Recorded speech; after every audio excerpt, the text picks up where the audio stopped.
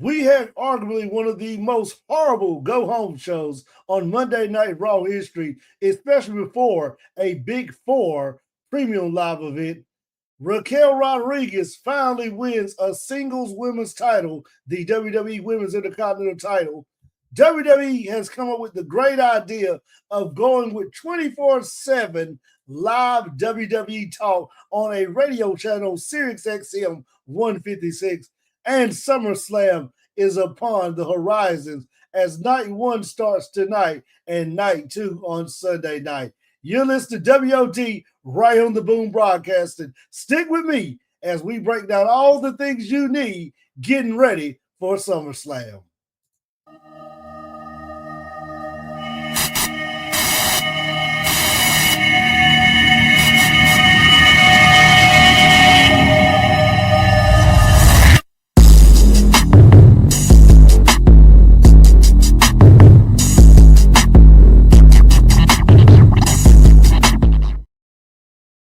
Welcome back. Welcome back. Thank you for hanging out with me today. Letting me be your pre-show before SummerSlam goes officially live on your TV screen. So I appreciate you hanging out and allow me to hang out with you as you get ready for your SummerSlam festivities later on this evening on the TV screen.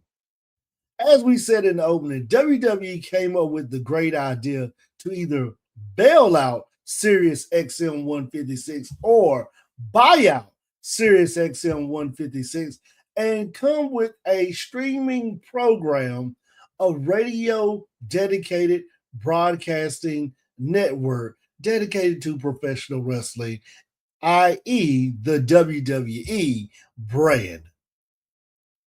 You know, I'm about to tell my age right here. I remember when WCW had the hotline.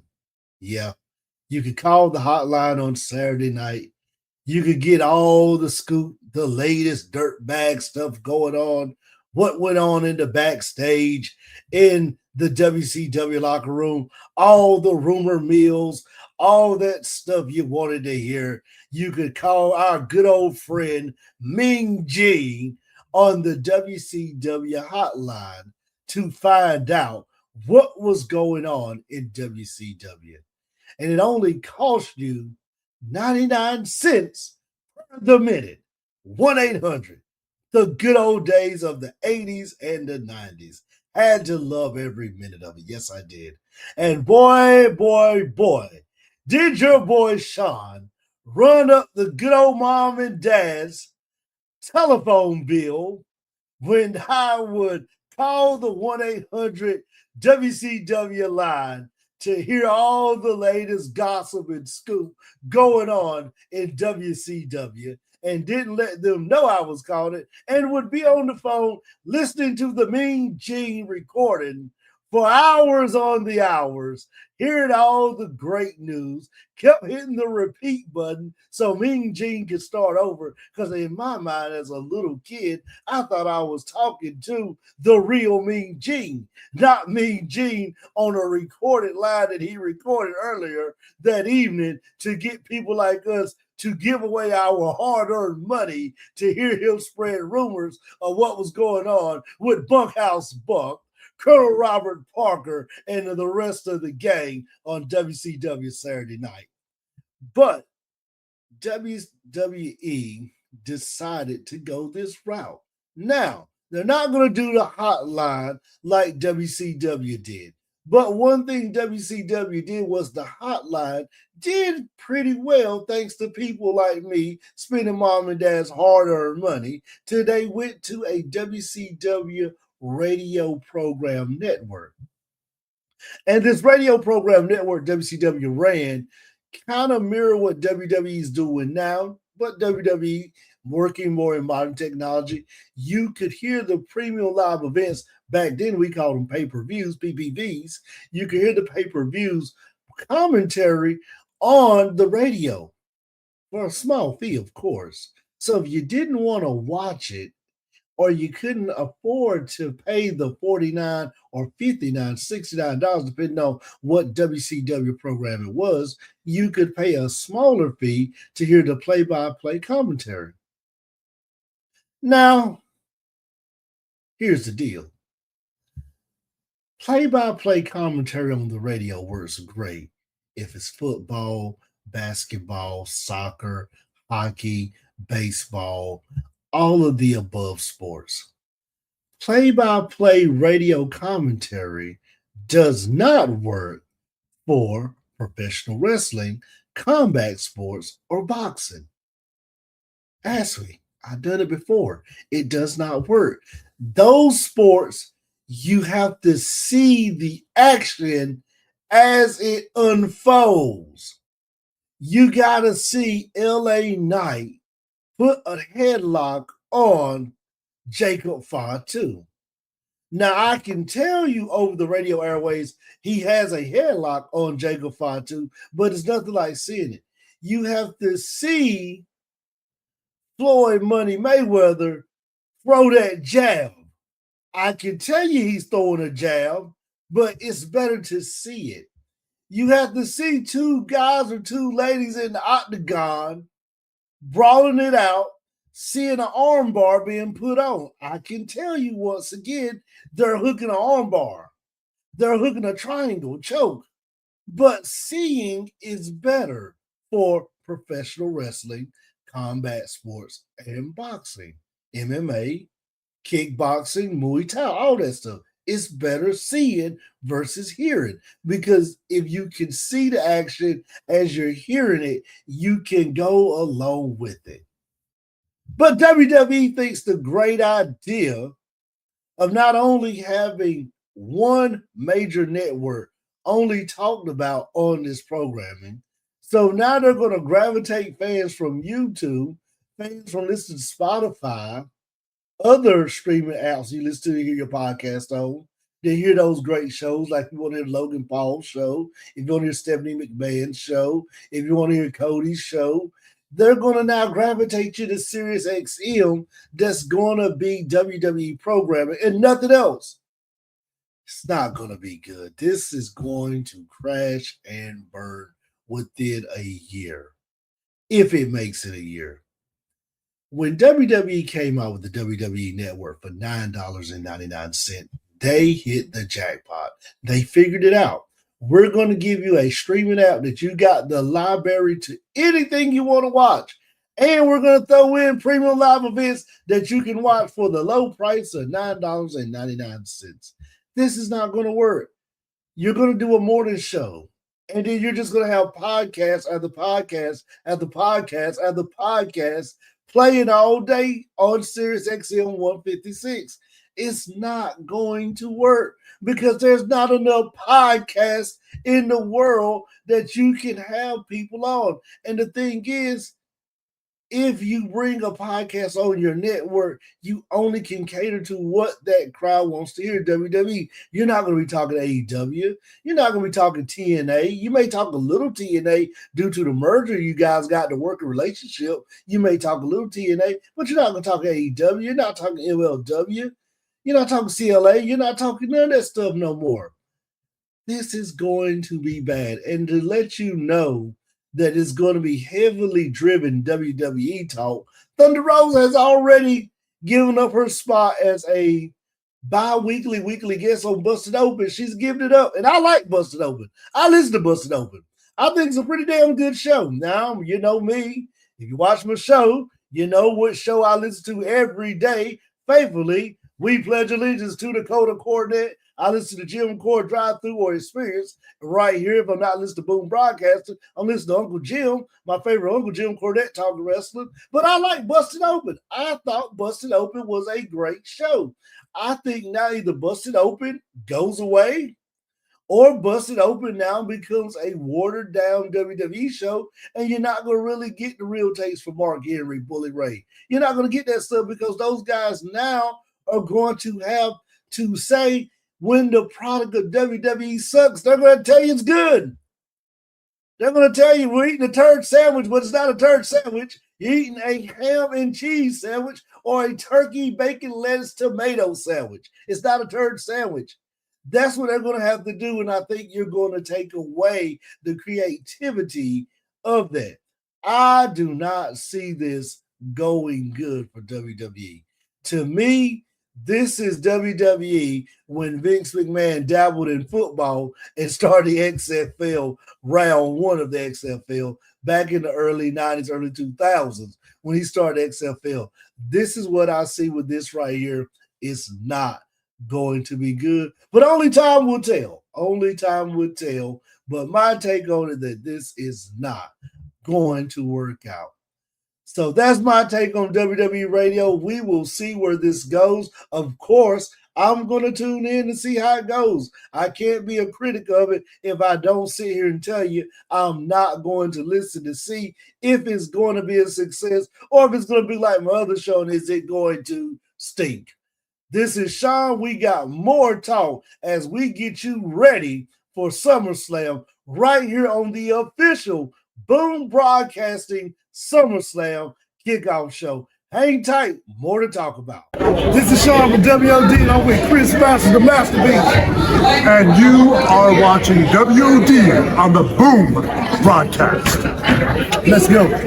And we're glad you are back right here. Shout out to my good friend, the Masterpiece, Chris Masters, for bringing us back in right here on WOD on Saturday for your official SummerSlam pre-show, getting you ready for SummerSlam on your TV screens. If you look over my immediate shoulder, don't be mesmerized by the 10 pounds of gold. Don't be mesmerized by the reigning independent fantasy football champ. But right over to my immediate shoulder is my good friend, the Big Boss Man. And I want to give a shout out and tell everybody, if you did not watch on Vice TV, the Dark Side of the Ring, the Big Boss Man story, you're doing yourself a favor by go watching it. As soon as you get done watching this, jump over to Vice and do yourself a favor and watch it.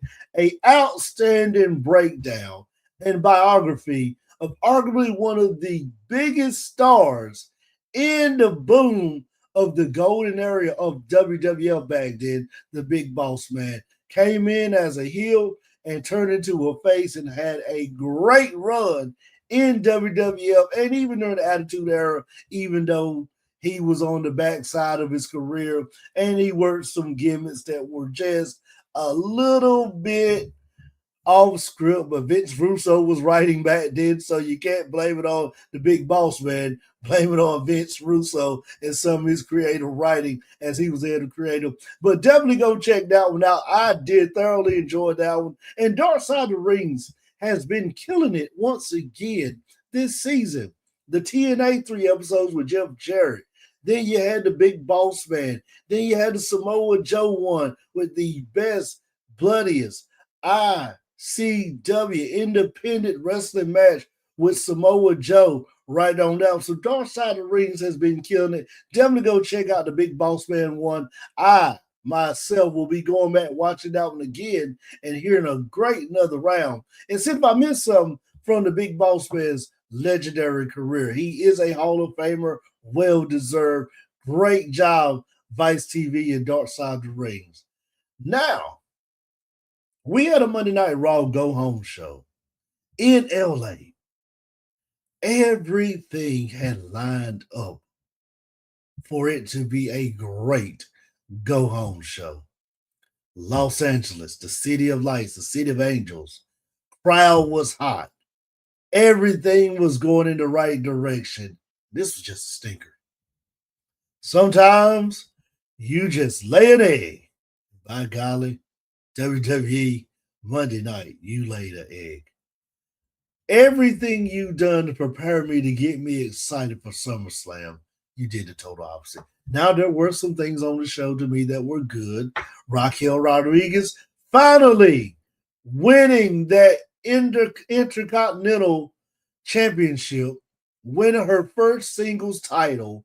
I am so glad for her because she has put in work. She holds a record 6-time tag champ with Liv Morgan, but finally getting that well-deserved single run push, getting that singles title.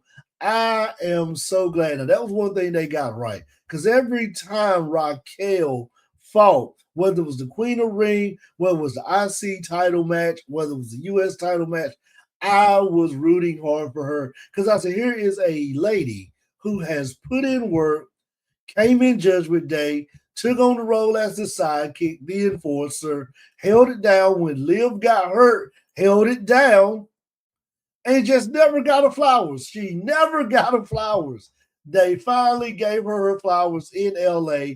Great win for Raquel. And I'm telling you, she should go on a hell of a run with the Intercontinental title. It should not be a transitional champ. It should not be a 30, 60-day title run.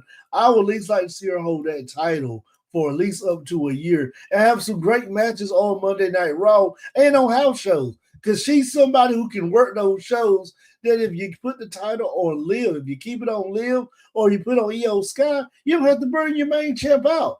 Let Raquel be that workhorse title and that workhorse on TV and on show shows. So outstanding job. Glad WWE did it. Well deserved for Raquel Rodriguez. But the rest of the stuff on the show was a stinker. Brock and Oba. Open up with that. First thing I said was you didn't need the sale. You could have did this weigh-in at the SummerSlam show on ESPN that came on Sunday. I would have did it there. I would not have did it there. I would maybe had those two face off, cut a promo, maybe throw a few punches, get everybody to break it up, have them like, hold me back, hold me back. You better hold me back. You better hold me back. You know, did all that good stuff to get us wound up, ready for it. This just was horrible. Was it good? It was not good. Then you got some other segments that were stinkers. You got the Joe Hendry, Danhausen. Joe Hendry, a product of being injured, now coming back, working with Danhausen. I like Danhausen, yes.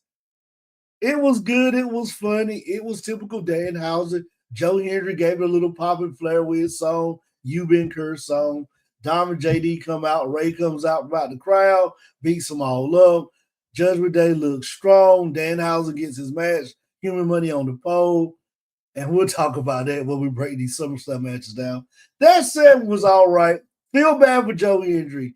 Joe Hendry, you talk about a guy who, when he was at TNA as the world champ, on NXT making sporadic appearances, he was at the peak of his career. And when he signed with WWE, I said, they're going to blow this momentum up even more. Then he gets injured, and now it's kind of like he's at the bottom of the tier. He doesn't have that aura no more. You guys know I was a big Joe Hendry, still am, big Joe Hendry fan. Joe needs to get it back to NXT or get to SmackDown and get himself back reinvented.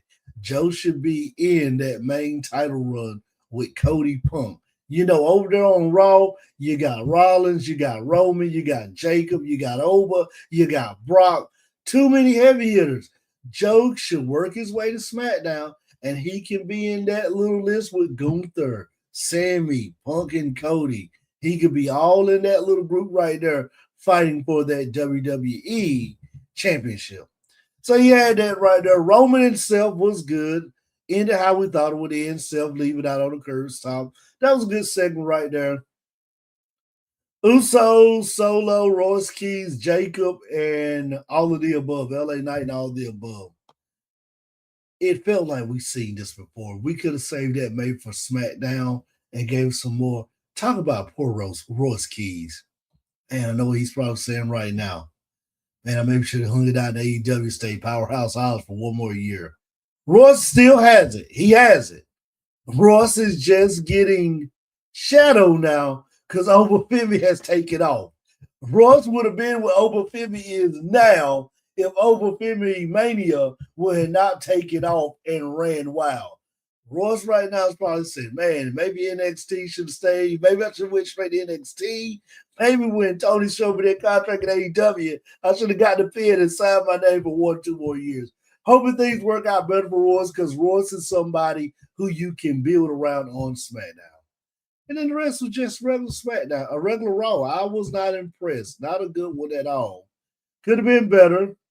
SmackDown to me did a little bit much better, not more than Raw, but a better approach of what they presented for a go-home show. We won't be here breaking that down all today because we got to get to these SummerSlam picks. Then we got one more thing we got to talk about before we get out of here. But I was not impressed with this Raw. I felt like they could have did a little bit more to make it more interesting and more involved. So now is the time of the show that everybody has been waiting for. It is time for the predictions of night 1 and night 2 of SummerSlam. And then we'll leave out with some breaking news that we saw come up on the screen for WWE. Night 1, SummerSlam in Minneapolis, Minnesota. We're going to start with a 6-woman tag match. And I'm going to go ahead and tell you right now, I don't give a damn who wins this match. Fatal Influence, who I really like. I really like JC Jane, Phelan, and Lena Reed. They're the tag champs. I really like them. When they were in NXT, I liked Fatal Influence. And I really thought it would transition to the main roster, but they just have not found their place. Taking on the Bella Twins and Paige. Honestly, this don't even have to be on the SummerSlam card. This should be on the pre-show. Nobody cares about this match. Nobody. And if you care about this match, tell me why in the comments you care. And no disrespect to the other ladies in the match. No disrespect. But we don't care. Fatal Influence has lost it. Now, I could have seen Jade and her baddies in this match and seen them whoop up on the Bellas and the Paige, and I would have said, hey, I'm invested now. Let's open up with this and see what happens. But Fatal Influence just has not panned out on the main roster. Get those tag belts on Me Chin and B Fab quick. Give Jade baddies some titles and get Jade back as a champ, and you got something. Who wins this match? I'm going with the wild card, the easy pick. The faces win, the Bellas and Paige win right there, setting up a return match for them to get back the tag titles, which it will be the Bellas winning the tag titles and Paige fading to black. Then our next match on night 1 is one that I'm invested in because it's the bloodline. I got my ones up. I'm invested in it. But I'm like, all of these guys right here should be doing something else. It feels like we just threw them all together to have a match. And I really like the LA Knight has been entangled in this bloodline story for about 6-7 years now. And he cannot get out of the vortex. I like that because if the payoff is LA Knight beating Roman Reigns to win the title and then Roman getting it back off of him, I'm okay with that. Because that's long-time storytelling. But if the payoff is just LA Knight losing again, I don't care. All these guys should be doing something else. Jacob Fatu should be fighting for a title. Not in this. The Usos. If Jay's not running solo no more, him and Jimmy are back, should be fighting for tag titles. Poor Royce Keys should be fighting somebody to get his name back out there because Oba took it all that over for him. LA Knight, when are we going to do it? We did it for Sammy. We did it for Punk. We did it for Cody. Damn it, when is it going to be LA Knight's time to have that title run as a world heavyweight champion? This Solo, the most entertaining person out of this whole group of people, has been Solo Sikoa.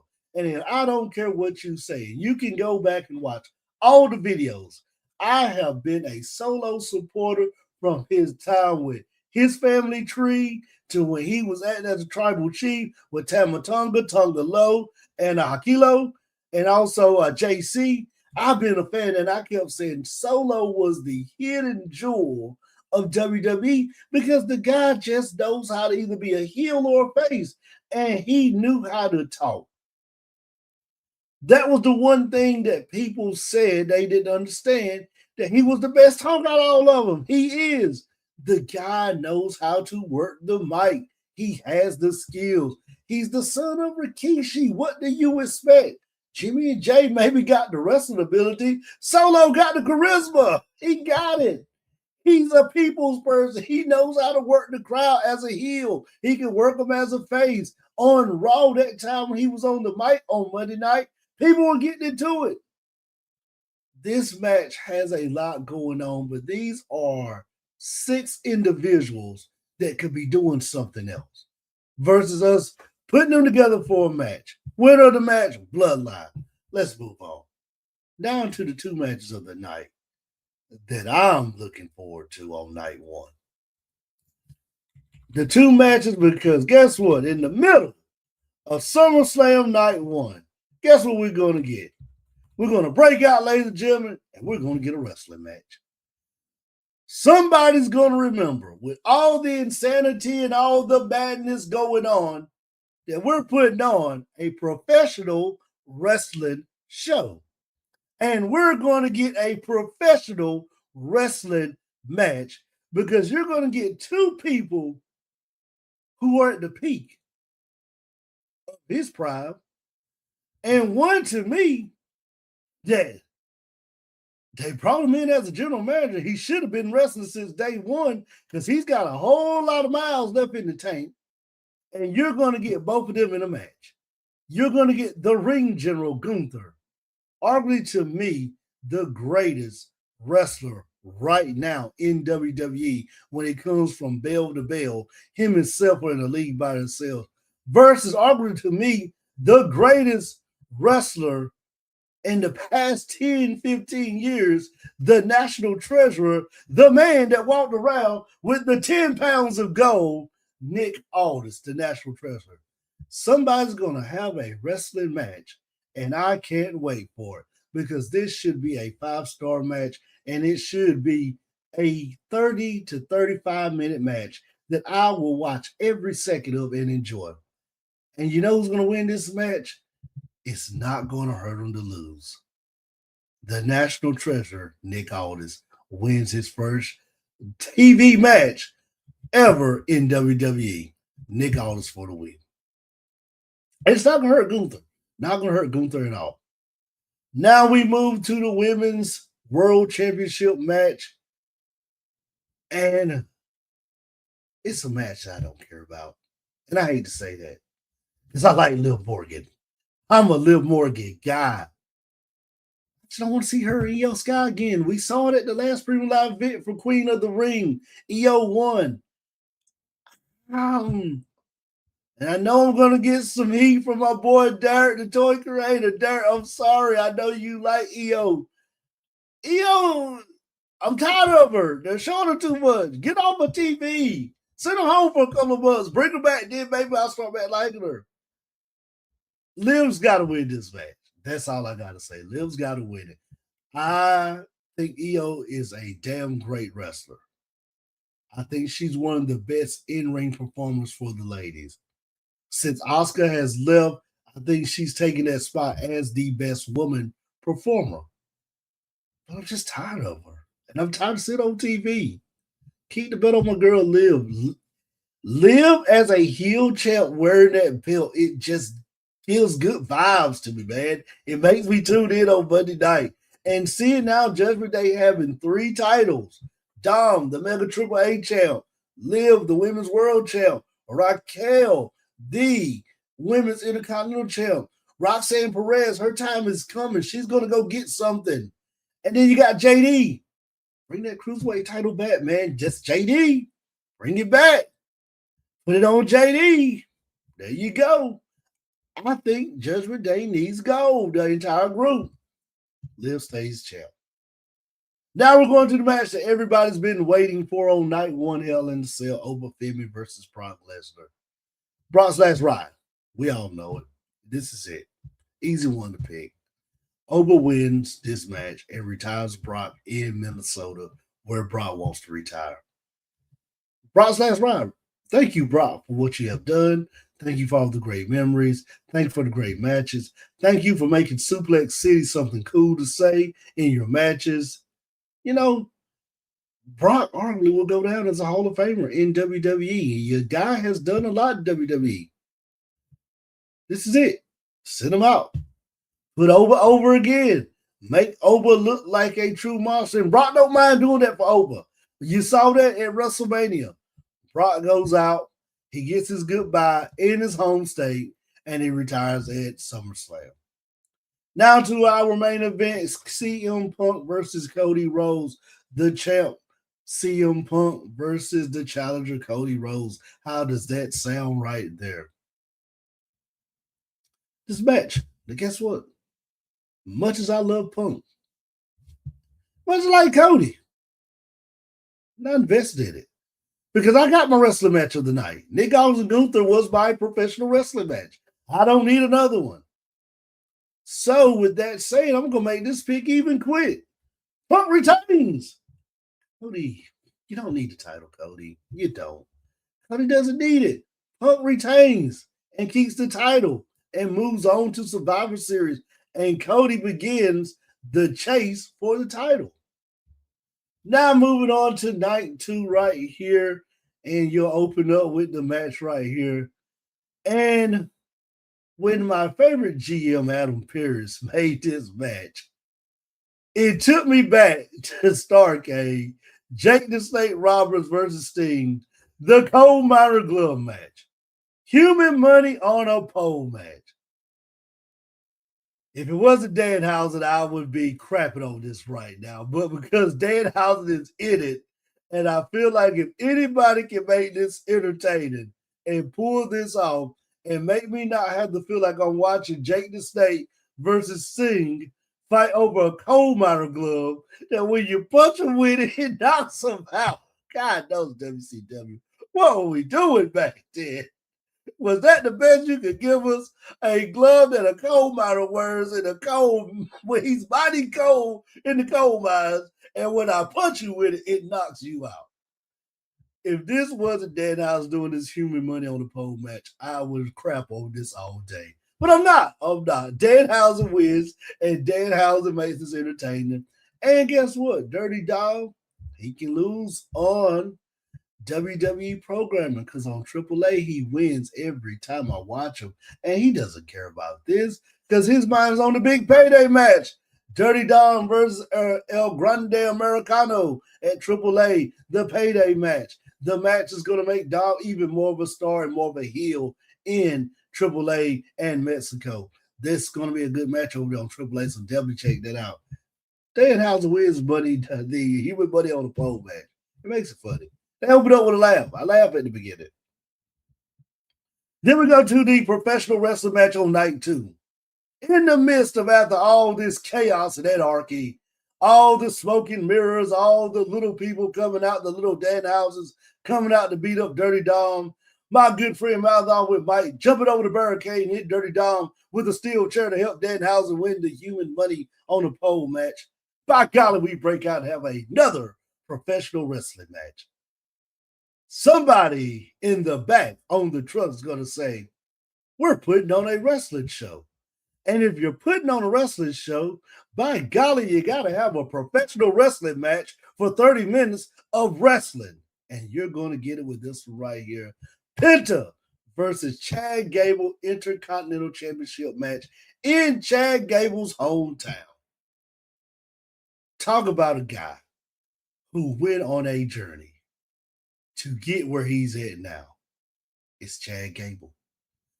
And it starts right back where it started at. What sent Gable on this journey to become El Grande Americano, to don the mask, to go from a joke to something that got over, to arguably the greatest match of all time of 2026, El Grande Americano versus El Grande Americano? What started him on all this journey? To learn the style of Lucha Libre, to embrace it, to embody it. The loss to Penta on WWE TV and Penta's match. Full circle storytelling right here. What happens in the match? They tell a story. And during that story, they talk about the journey that Gable went on from that loss with Penta that spiraled him out of control, made him turn his back on Alpha Academy, turned him into a heel, sent him to Mexico to don the mask, to learn Lucha Libre, became a great heel in Lucha Libre, had a great match, lost the mask and found out the true meaning of Lucha Libre style of wrestling, what it means to be a Lucha Libre, what it means to wear that mask, what it means to don those colors. to now come back and beat Penta for the IC title. That's the story they're going to tell, and it's going to be a great story right here. Chad Gable wins that match. Now, our U.S. Championship match. My favorite boy, Mr. Whoop That Trick, versus Baron Corbin, who went on the Indies and kind of like Nick Nemeth, kind of like Matt Cardona, had a hell of a ride. He had a hell of a ride in the Indies. I watched a lot of indie shows on YouTube that Baron Corbin was on, and he looked good. This is why WWE signed him back. Karrion Kross could be getting signed back one day too. He's having a hell of a run out there on the Indies right now. That's what Baron did, and it doesn't hurt to go on the Indies. After leaving WWE, you could go home and take your ball and waddle in your I got let go in WWE, or you could do like Matt Cardona, become the Deathmatch King on the Indies and work your way back to WWE. Cody Rhodes went on the Indies and walked out the door, had a great run on the Indies, started AEW, came back to WWE. Baron Corbin, another example right here. Went on the Indies and had a good run. Now he finds himself back on WWE as a hot heel, fighting the hottest face on SmackDown, Trick Williams. And guess what? Trick wins this match, but Baron gets him the next time they go at it. And if Baron Corbin won this match, I wouldn't be mad setting him and Trick back up on SmackDown in a couple of weeks. I'm picking Trick. I'm playing with house money tonight. I'm playing with the president's money. So he told me to play with house money and safe money. The safe pick is Trick, but I would not be shocked if Baron Corbin walks out as the U.S. champ. Now, undisputed WWE #1 contenders match. Finn Balor, who has reinvented himself. Thank you, wrestling god JBL, for getting Finn Balor away from Judgment Day and getting him back to his regular style. Versus the last real good guy. The last real Sami Zayn fan is right here. I'm a ride or die. I don't care what my boy Chino from Fourth Side of the Ring says about my boy Sami. I'm ride or die Sami Zayn till I die right here. And I'm still riding with my boy. Sami Zayn gets the miraculous win and gets another WWE title shot. Finn Balor's going to look good in this match, but I'm going with my boy Sami because we got to ride or die for Sami right here. Shout out to my boy Sami. And if you're watching this, Sami, hit me up and drop something in the comment box. Now, the AEW match. Why WWE? Why can't you let AEW do these things and not steal it from them? And I don't like it. That's why I don't want you to steal it. And no knock on AEW. They believe in this interim champ till the real champ comes back. As you know, Rhea is hurt. So they're doing this interim WWE Women's Championship match. So you're going to tell everybody, I'm the interim champ. You know, it's kind of like when the manager gets fired and they appoint somebody new manager. I'm the interim manager. But see, the thing is, you can be the interim manager because you know the manager that got fired is not coming back. So you're filling in to they either hire a manager or give you the job as manager. The interim champ is going to hold the title till Rhea comes back. Then guess what? What you going to do? Fight Rhea now to see who's the real champ? We did this before when Punk won the title and left. And then Cena won the tournament to win the title to set up Punk versus Cena.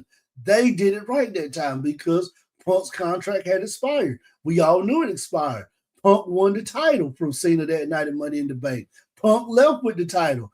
We all knew that was factual stuff. It was real. They introduced it into the storyline. How do you introduce the interim champ when Rhea comes back to fight the real champ? I want to see WWE pull this off because I don't see a way it can be done. But needless to say, you have an interim championship ladder match. Charlotte Flair, Jade Cargill, Chelsea Green, Tiffany Stratton, and a mystery opponent. I'm going safe. You know who I want to win. If it ain't Jade or Chelsea, nobody.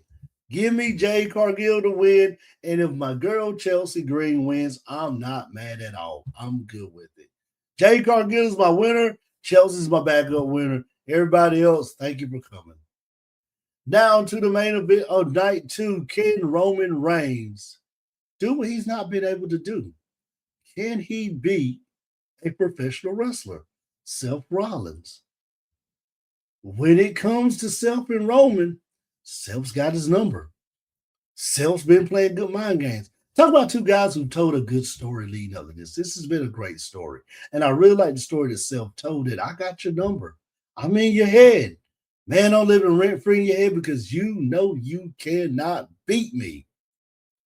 This is going to be a good match right here. Now, will it be a professional wrestling match that we want to see, like we'll get with Nick Aldis and Gunther or Penta Chad Gable? Probably not, but it'll be a great match and a good way to close out. Roman finally gets the demons put behind him and beats Seth and puts Seth behind him in the rearview mirror as he continues his dominance as the champ. This will be a good match right here. It won't be one of the ones we talk about 5-10 years ago. Won't be on the level with Taker and Michaels WrestleMania 25, but it will be a great match. And if they let both of them tell a story in the match, and here's the key to these type of matches. Cole has to narrate the match. He has to be a narrator. He has to tell the story while they do the action. He's got to give the dialogue, those feelings. Roman can't beat Seth. Remember when Seth cashed in on him? Remember when Seth did this? He's always been the ghost of Roman that Roman can't beat. All that stuff Cole has to do. And I ain't going to lie.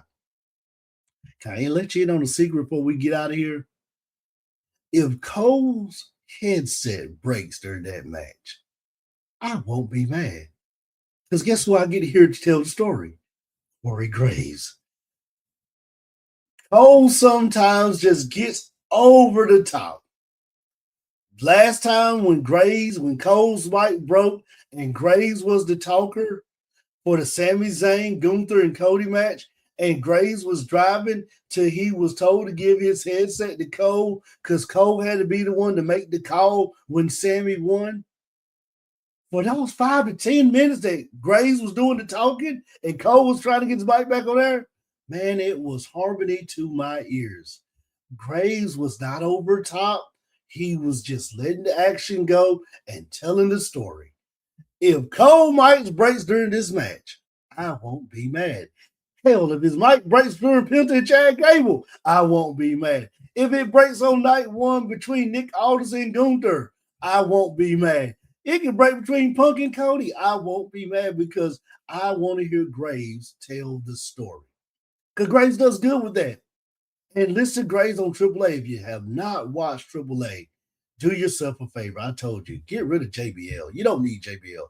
I know WWE likes the play-by-play guy, the color guy that kind of be color and heel. That's what JBL's doing. Man, you kick JBL off and just let Graves call the whole show by itself.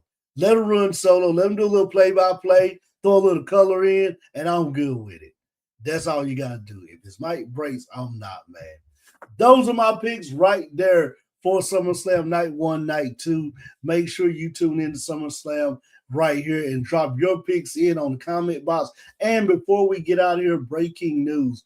It has been told that Jordynne Grace and Elo Drago did not renew their contracts with WWE. And if you're Jordynne Grace, if I'm the Juggernaut, man, I'm heading back to TNA. And I'm saying thank you for the days running out because they fumbled the ball on both of these people. Dragunov came out of NXT hot, got on the main roster, got injured, but came back hot again, and then he never got that true heavyweight title run like he did in NXT.